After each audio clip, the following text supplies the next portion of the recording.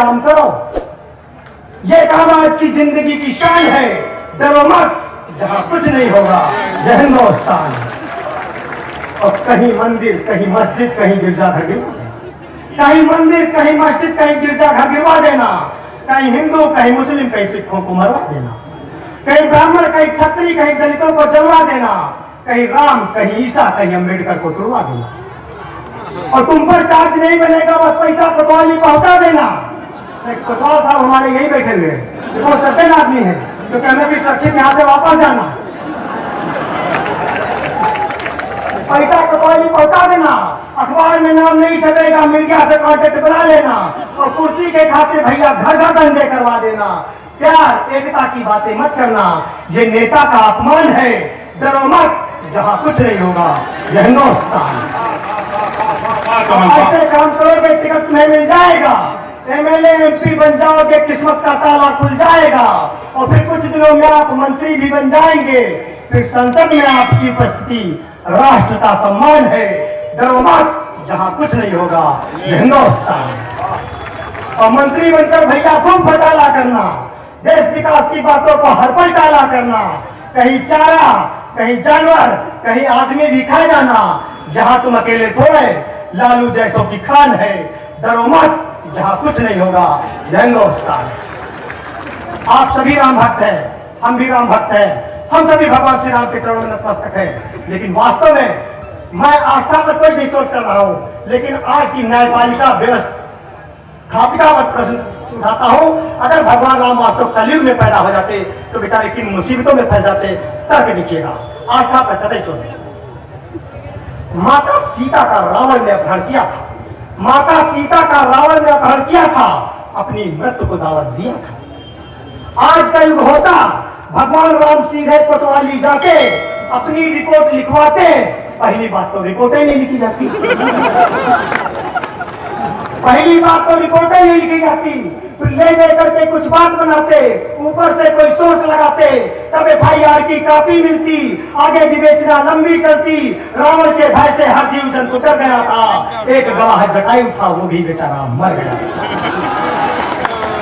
एक गवाह जटायु था, वो भी बेचारा मर गया था। रावण की किस्मत जग जाती। रावण के पक्ष में फाइनल रिपोर्ट लग जाती। रावण का कुछ नहीं हो पाता। रावण पुलिस की दृष्टि में दोष मुक्त हो जाता। उधर रावण भी अपनी क्रास रिपोर्ट लिखवाता। अपनी बहन सुप्रखा को लेकर सीधे SP ऑफिस जाता।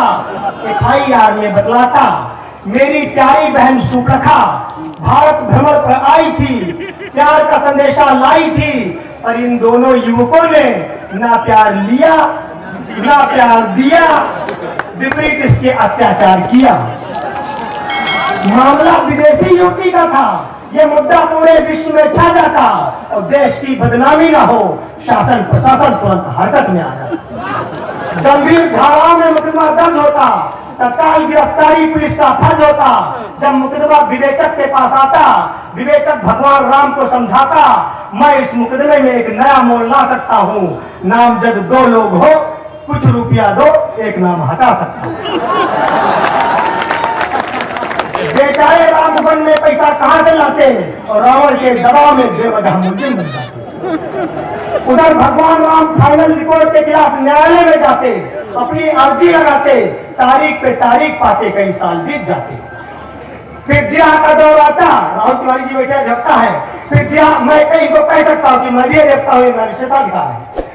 फिर जिया का दौर आता, वकील साहब पूछते, आपने घर में, आपने वन में कुटिया किसकी अनुमति से बनवाई? आपने वन में कुटिया किसकी अनुमति से बनवाई थी? ये सरकारी जमीन थी क्या आपने रात करवाई थी? या अवैध कब्जा था? आपने घर से मुंह क्यों मोड़ा था? अपनी पत्नी को अकेले क्यों छोड़ा था? हिरण मारना कानूनन अपराध है। आप वन्य जीव संरक्षण अधिनियम के तहत आते हैं। इस तरह आप स्वयं अपराधी हो जाते हैं।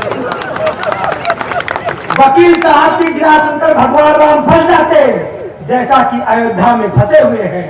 ये बात और है कि वो कण कण में बसे हुए हैं, कण कण में। अभियोजन पक्ष अपना तथ्य सिद्ध नहीं कर पाता। रावण संदेह का माप पाकर बरी हो जाता। अथवा न्यायालय में ले दे करके छूट जाता, भगवान राम का आत्मबल टूट जाता। अच्छा हुआ राम त्रेता में पैदा हुए थे, अच्छा हुआ राम त्रेता में पैदा हुए थे, जो इन दुष्टों को अपने हाथों से दंड दिया।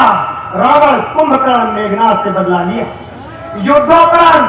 युद्धोपरांत मंदोदरी रोती चिल्लाती आती, अपनी बेटा कोतवाल साहब को बताती, कहती साहब युद्ध क्षेत्र में घायल मृतक जाने कितने वीर हैं।